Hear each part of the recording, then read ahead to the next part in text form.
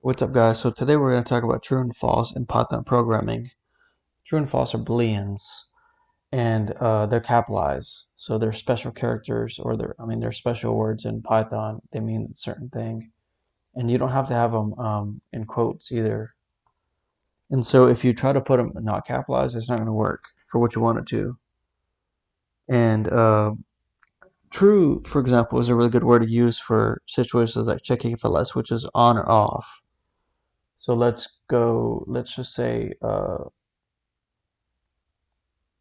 lights on equals true. And as you can see, lights on, I put it like that. And we have this underscore here to differentiate the different words. For example, you can't have all words all crammed together, so you can't really tell what they are. So we use this in Python. And true and false can be stored as variables, just like numbers can or strings can. So let's do human equals true, right?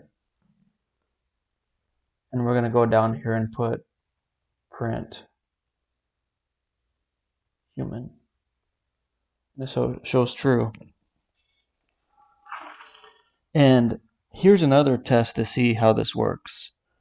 Put down here x equals 4 and put y equals 5, right?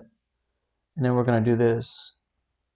X equals y, right? So we do this equals to check if there's equality between those. And so as you can see, it works. It shows false. So x equals not y. Also, to test if they're not equal, we do this. So let's just put y exclamation point equal y. So make sure you put this order right, because it's not going to work otherwise. You have to put exclamation equals. So they're checking if they're not equal. And as you can see, it's true because that statement is true. And here's another one. Let's just go down here and do x.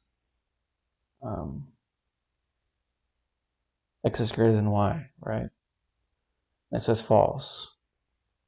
So as you can see up here, x equals 4, y equals 5. So that statement is false. So hope that helped you out a little bit today. All right, thanks.